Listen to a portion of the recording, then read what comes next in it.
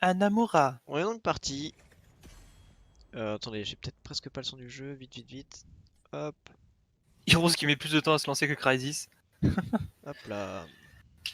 Allez, c'est parti! C'est mardi, allez, allez. En attente des joueurs. Ah ouais, 40 secondes de ban?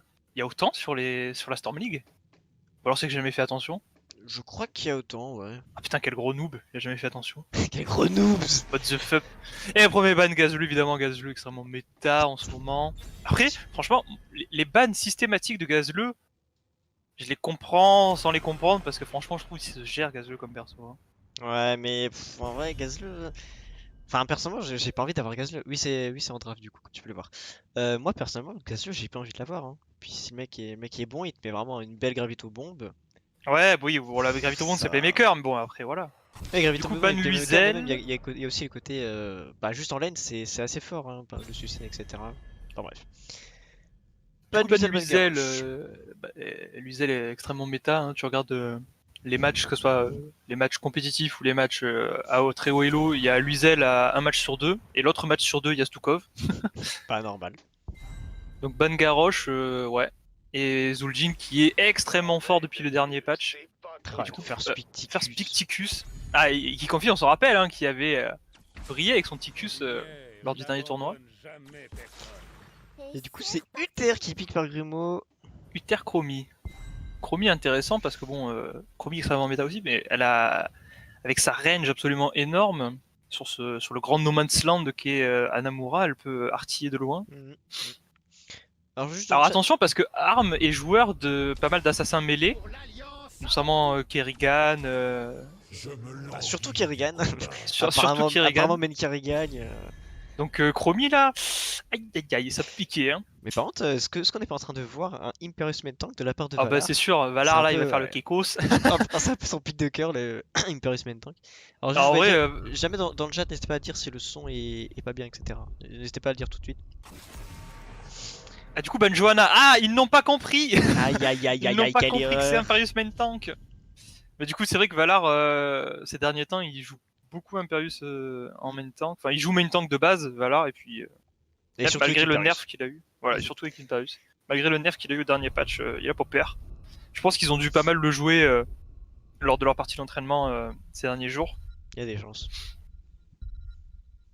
Du coup, attention avec la grenade de Ticus de pas interrompre la charge d'Imperius parce que sinon il perdra des dégâts. Hein. Si la charge enfin, avec ça dépend du niveau 1, mais a priori il va prendre le niveau 1 sur le Q-Spell qui Ouais. fait des dégâts sur la fin de l'étourdissement.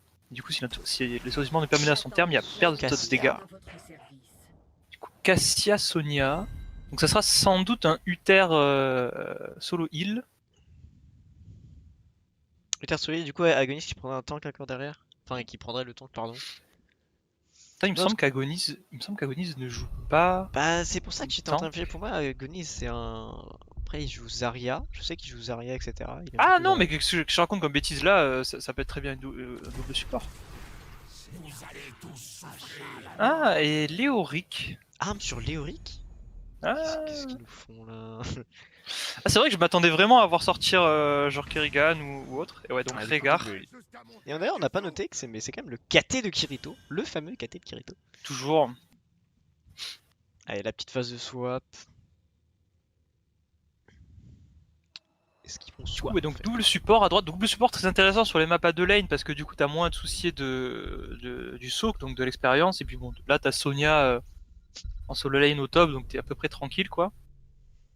Contre les Ori, qu'elle devrait pas trop avoir de soucis. Ah, du coup, ce sera Ikiganfi sur Léoric et Arm sur Ticus. Ah oui, ok, ils ont swap effectivement. Mais en fait, je trouvais bizarre que c'était Arm qui jouait Ouais, Léoric, parce que je sais que c'est pareil. pas un gros joueur de Léoric.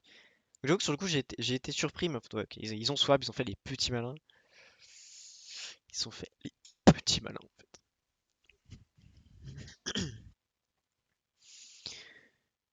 Et bien, en fait, on va bientôt partir là, je crois. Dernière nouvelle. Dernière news. Donc à gauche, Chronosia Fan Club avec Arm sur Ticus, Valar sur Imperius, Anteverse sur Anduin, Ikiganfi sur Léoric et Kirito sur Kaltas. Et à droite, donc les Bracas avec Torque sur Sonia, Agonis sur Rehgar, Billy the Kid sur Chromie, Grumeau sur Uther et Zarcoin sur Cassia. Donc, pas de Kira hein, sur Zarcoin, ça va, il s'est calmé. Ah, mais après, Cassia c'est vraiment très très fort donc.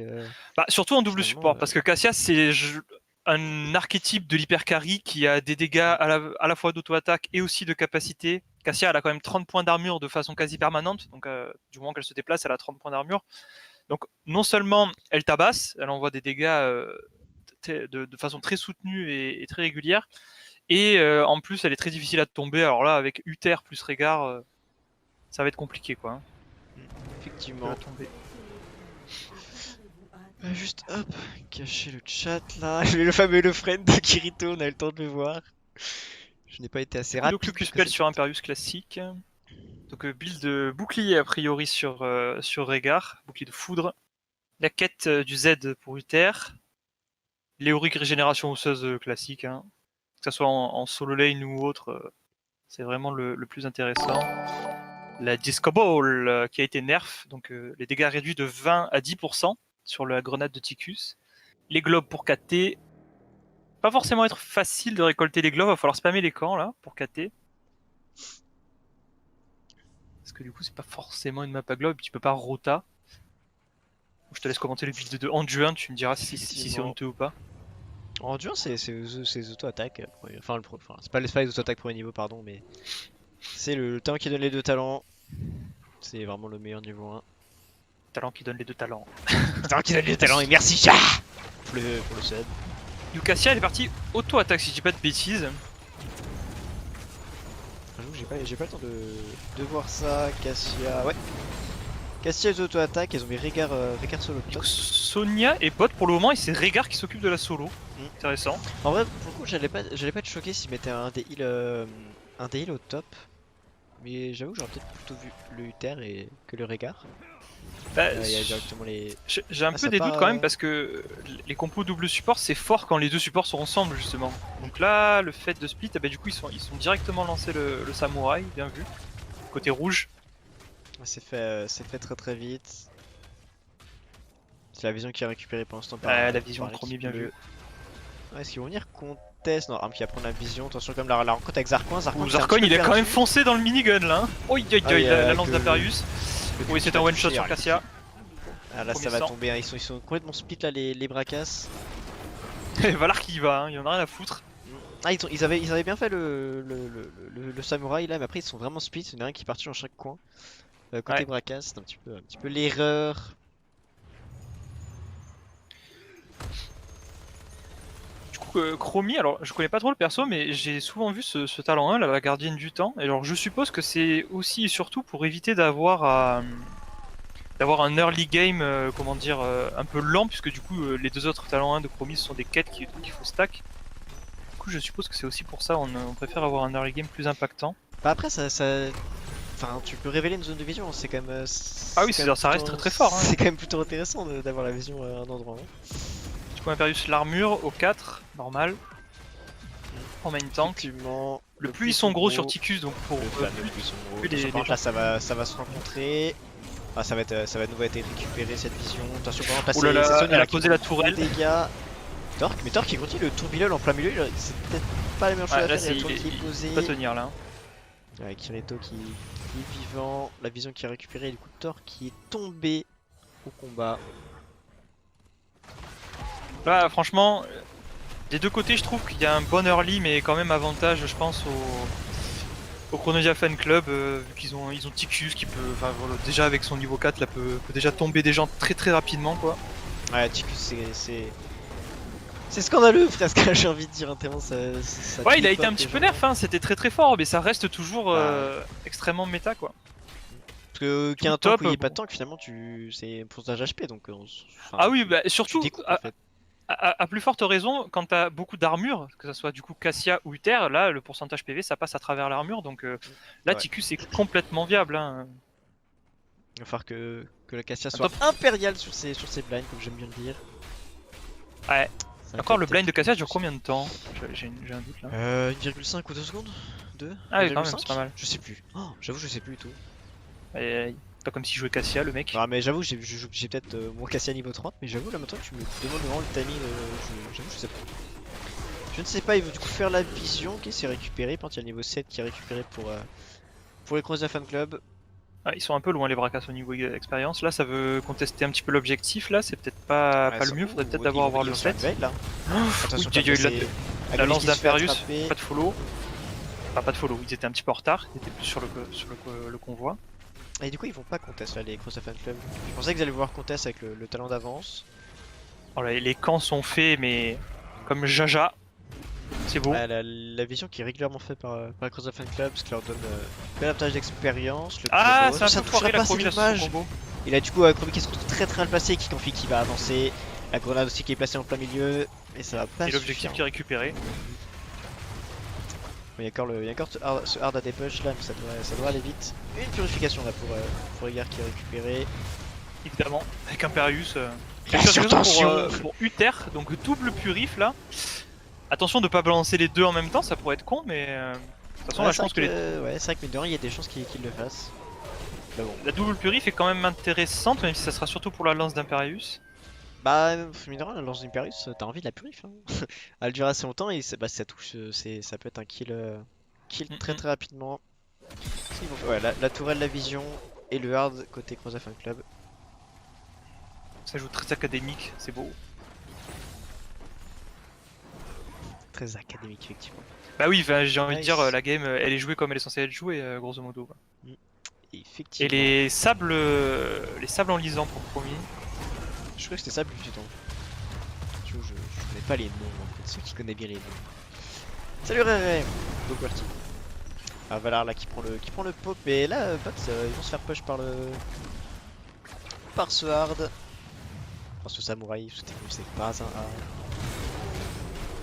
On est parti sur un build de trombe pour Sonia. Voilà, qui a vraiment pris un midlife instantané. Pas fait du bien. Okay, c'est ce hard qui va finir dans des push, ils sont plutôt bien sortis, pardon. Mais ça reste ouvert du coup bot, alors que côté Fan Club, les tourelles n'ont pas pris un pet de dégâts. Ah, le niveau 10 Et c'est ouvert top du coup aussi, donc là... Voilà. Et le 10 est récupéré, donc là le 10 ils vont récupérer leur tourelle. La pyro, le tombeau évidemment. Le Odin. Tombeau c'est tellement bien sur cette map parce que tu peux te retrouver dans des endroits où t'es tellement loin de tes tours, du coup tu peux pas compter sur tes bâtiments. Et là Léoric il te met des murs là où tu t'y attendais pas, donc... Ouais c'est vrai. Le Odin Porticus. L'arsenal angélique pour Imperius évidemment. Et le mot sacré salut pour rendu 1. Ouh, le route qui touche. Oh, Imperius la lance qui s'est fait... Oh, la pyro qui va partir sur Billy directement. Et Billy, est-ce que... Ouais, la pyro qui tue. C'est vrai avec le Uther ils ont de quoi ah oui ils ont de quoi cancel hein. Bah, juste de tanker la pyro avec l'armor de Souk, mais ça va pas suffire. C'est les Bracas qui ont choisi la map.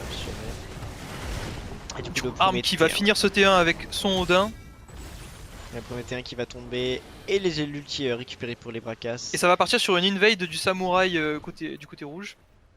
Des ultis quand même très agressifs là côté Bracas. Ah ouais, le bon pour Sonia. Ah le bon, le stun, la Valkyrie. Attention, Valar qui va y aller sur Agonise. Est-ce qu'ils vont pouvoir concrétiser? Non, il y a Zarko et Grubo. Bon zoning de Valar pour empêcher les gens de pencher. Et la quête déjà finie de la part de Kirito finalement. Ah ouais, tu vois, je disais que c'était pas trop une map à globe, mais 7 minutes c'est très honorable pour 20 globes si je dis pas de conneries, voilà, 20 globes. Ouais, c'est 20 globes. Bah ouais, finalement. Et là ça va partir sur la tourelle. Avec les camps, etc., ils sont allés plutôt vite. Je suis pas sûr qu'ils fassent cette tourelle, ça me paraît assez greedy, surtout qu'ils ont arme au pot. Le petit plus hein.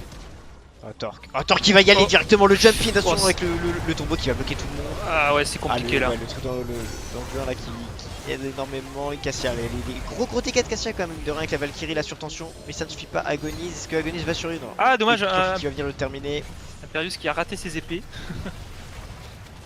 Il y a un Zarkan qui devrait finir par tuer Kikanfi, ok ça va tomber. Finalement du coup le premier kill de cette équipe. C'est très ballsy de la part de Sonia d'engage avec le bon, parce que le bon souvent c'est utilisé en re-engage, c'est-à-dire genre une fois que le tank a fait son engage, bon là en l'occurrence il n'y a pas de vrai tank même si Uther fait office de tank. Bon sidestep de la part de Chromie. C'est compliqué mais ils s'en sont sortis. Et du coup là c'est vrai que comme elle engage de loin, qu'elle fait un gros cri, tout le monde l'entend, tout le monde la voit, du coup bah, Imperius n'étant pas stun par le bon, là du coup bah, il avait qu'une chose à faire, c'était de lui placer sa lance et tout le monde pouvait la focus tranquillement quoi. Mais mine de rien, là, il y a eu un très très beau tombeau de la part de l'équipe parce que certes, ils ont pu sortir le tombeau, etc. Mais ils étaient tous bloqués et du coup, ils ont pas bien pu suivre l'engage de la Sonia. Ouais, je sais pas si c'était vraiment calculé de devoir bloquer les autres comme ça, mais Bah, je sais pas, mais en c'était tout bien cas, joué. c'était bien joué. Mais en tout cas, ouais, il y avait un bel outil d'endurance aussi qui a bien protégé son équipe, le mot sacré là. Et en parlant de Léoric, justement, il est parti sur un build de marche, donc ça sent vraiment le teamplay, le jeu en équipe, parce que Ouais. le build de marche spectrale est vraiment intéressant quand tu as justement une équipe qui est prête à suivre ton call, parce que du coup ça offre un énorme debuff, ça augmente le temps, la durée de la marche spectrale, donc le E de Léoric, donc ça fait qu'il peut passer à travers tout le monde, et ça va réduire les dégâts de tous les héros ennemis touchés de 50% pendant 4 secondes, donc c'est un énorme debuff en fait. Ouais, des gars qui infligent. Ouais. Ouais, j'étais en train de vérifier, voilà c'est les dégâts, voilà, parce que si ça avait été la puissance de capacité, ça aurait Non, aussi c'est les réduit dégâts. les soins des deux healers. C'est juste les dégâts, mais de mémoire, c'est un peu moins de 50, non? Ah non, c'est 50. C'est 50% pendant 4 secondes. Ok, d'accord. Bah yes, en fait. C'est vrai que ça va être plutôt intéressant. Et là, du coup, ils vont engage le là, les Crozier Fan Club pour dominer clairement cette partie avec les 2 niveaux d'avance. Oh, Oh, attention, et Thor c'est qui va reparti. sauter. Ah, mais nouveau l'ultime a été la Cassia qui a pas réussi à interrompre le endurance et ça va être Oh la problématique. triple lance là d'Imperius. Oh. Oh, la Pyro qui est partie, Kireto en PLS. Oh. Ah, mais tu comme la Kireto qui a. 2 pour 2. Le Chromie qui va Avec mourir, les bombes, malheureusement. il a fini par tuer Sonia et Régard qui étaient côte à côte. Ah, Dans sa Valar, un peu trop tôt la lance. Mais bon, ça suffit quand même à tuer Chromie. Et le Ticus. Voilà. Ticus, c'est un héros qui, avec ses capacités de base, a énormément Oh, de. ça touche PVP. quand même là, ça. Oh là là, ouais. Directement. Ouais. Sarkon qui y a cru. Hein. Ouais, sur un mauvais placement, il s'est mis devant le tour. Du coup, je disais, Ticus, c'est un héros qui, avec ses capacités de base, a énormément de PVP et l'Odin, ça lui apporte une capacité de siège absolument folle, donc ça le rend vraiment complet. Très intéressant, c'est juste, mais en plus, comme il dure très longtemps et comme le CD démarre à partir du moment où il est lancé, c'est un CD de 100 secondes, mais ça dure dans les 20 secondes, je crois, 23 secondes. Et du coup, ça fait que tu as un CD effectif qui est assez court, donc vraiment très intéressant comme ultime. Surtout que bon, un Ticus quand il est sous Odin, t'as pas trop le loisir de pouvoir aller le chercher quoi, hein, c'est compliqué. Ouais, généralement, il est très très loin du fight du coup. Ah bah oui, il a une range en plus. Torque, Oh bah la Sonia qui est Torque, complètement c'est- toute seule. J'ai pas trop Torque, compris. j'ai pas vu. Là. Non, Mais, bah mais Torque, il s'est elle était au milieu perdu. et puis. Ah, là, la game est un petit peu unilatérale. Hein. Oh, le minigun de Ticus un petit peu tard. Ah, tu vois peu tôt, l'ultime de Rendu 1. Un petit Ouais, peu. un petit peu effrayé là, mais bon, ça se passe bien, ça va prendre le T2 a priori. Ikikonfi qui prend l'objectif mais qui retourne vers sa team très vite. Ouais, tu vois la marche spectrale. Oh, Ah, on attention, le personnes. territoire sur 3 Oh là personnes. là là là là là. Et ça va là, être la très brochette. Le maître kebabiste, il est là. Imperius. Ah, mais là, Léoric ça qui va, tombe ouais, là, en ça même va temps. tomber Bon, il a très, tanké le très T2. Hein. Oh, ça ticket, mais mine de rien, ils se défendent quand même très bien là. Ah, et ouais. Les et ouais, Bracas, c'était- malgré leurs 3 niveaux d'écart là juste avant.